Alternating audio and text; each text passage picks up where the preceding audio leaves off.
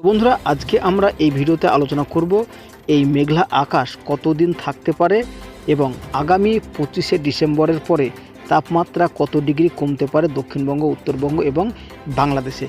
তবে আগামী কয়েকদিন কেমন থাকতে পারে আবহাওয়া বা আবারও কি মেঘলা হবে, চলুন আমরা বিস্তারিত জেনে নেব। তো আগামীকাল মঙ্গলবার, তো বন্ধুরা আগামীকাল মঙ্গলবার তেমনভাবে কিন্তু লক্ষ্য করা যাচ্ছে না মেঘাচ্ছন্ন। তো মোটামুটি আংশিক ধোঁয়াশা বা কুয়াশা ভাব থাকবে। তবে গত 2 দিন যেরকম তাপমাত্রা বা যেরকম মেঘাচ্ছন্ন কুয়াশায় ছিল তেমনটা কিন্তু লক্ষ্য করা যাচ্ছে না।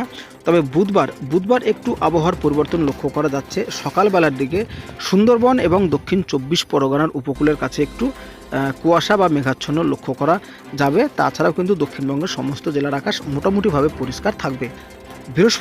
বৃহস্পতিবারও কিন্তু আমরা পরিষ্কার ওয়েদার দেখতে পাচ্ছি। তবে বেলা বাড়লে নদিয়া মুর্শিদাবাদের কাছে আংশিক একটু মেঘলা ভাব দেখা যেতে পারে, যেমনটা শীতের সময় কিন্তু হয়, ধোঁয়াশা কুয়াশা এমনটাই কিন্তু থাকবে।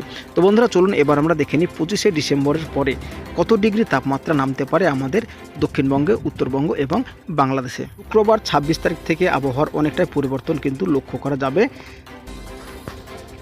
তো Bardhaman 10 degree, Sonamukhi 10 degree, Pandua 11 degree, Arambagh 10 degree, Bishnupur 10 degree, Bankura 10 degree, Purulia 9 degree, Khatra 11 degree. তো 26শে ডিসেম্বরের পর থেকে কিন্তু বঙ্গে জাপকিয়ে শীত পড়ার একটা অবস্থা কিন্তু আমরা দেখতে পাচ্ছি। তবে 27শে ডিসেম্বরও Kolkata 13 degree, Chandannagar 12 degree, Shantipur 11 degree, Bardhaman 11 degree, Katwa 11 degree, এদিকে Nalhati 11 degree, Suri 11 degree, Dumka 10 degree এবং বাঁকুড়া পুরুলিয়া 9 ডিগ্রি এবং যথাক্রমে 10 ডিগ্রি করে কিন্তু তাপমাত্রা লক্ষ্য করা যাচ্ছে।